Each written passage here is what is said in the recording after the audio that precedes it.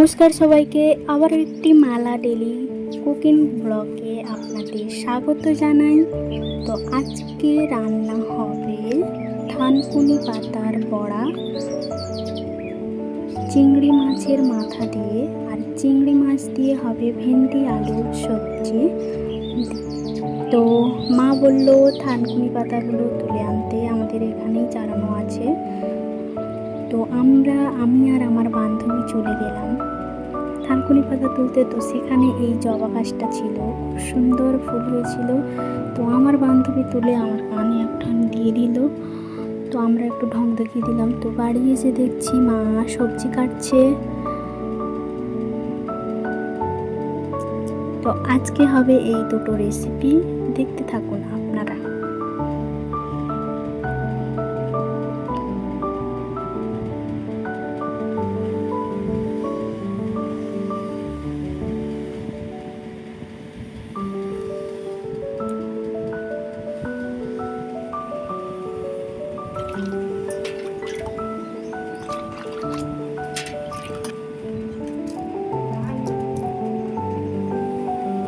তো থানকুনি পাতার বড়া বানানোর জন্য যে মা দিয়ে দিচ্ছে, আমি মিক্সি করে বেটে দেবো। তো মা প্রথমে দিয়ে দিল একটা টমেটো, দুটো কাঁচা লঙ্কা, তারপরে থানকুনি পাতাগুলো দিয়ে দিল, আবার পেঁয়াজ কুচি দিয়ে দিল, কিছুটা রসুন কুচি, কিছুটা আদা কুচি।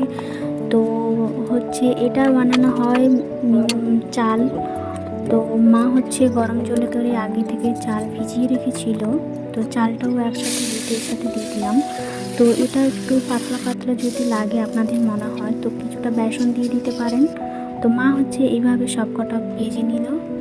তো আমার দাদা ছিল, আমার দাদাকে দিলাম টেস্ট করার জন্য। দাদা কি বলছে দেখ, কেমন হচ্ছে? ভালো।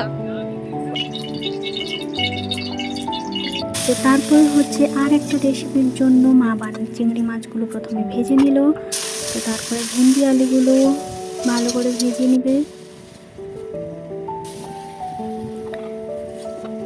ভেজে নেওয়ার পর কড়াইতে দিয়ে দিল প্রথমে তেলটা একটু গরম হতে দিয়ে দিল চিনিটা একটু লাল লাল হয়ে আসলে দিয়ে দিল তেজপাতা, একটা গোটা কাঁচা লঙ্কা, কিছুটা জিরে দিয়ে হালকা নেড়েচেড়ে দিয়ে দিল পেঁয়াজ কুচি, তারপরে দিয়ে দিল নুন। তো আবারও একটু নেড়ে চেড়ে দিয়ে দেবে টমেটো কুচি।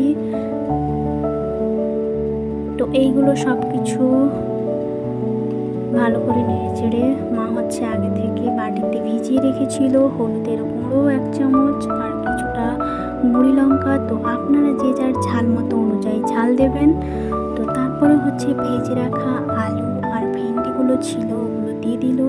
তারপরে একসাথে সব কিছু কষাতে লাগলো। কষানো হয়ে গেলে দিয়ে দেবে জলটা একটু ফুটে আসলেই দিয়ে দেবে ভেজে রাখা চিংড়ি মাছগুলো। তো আমরা এটাকে তো চুমুর মাছ বলে থাকি।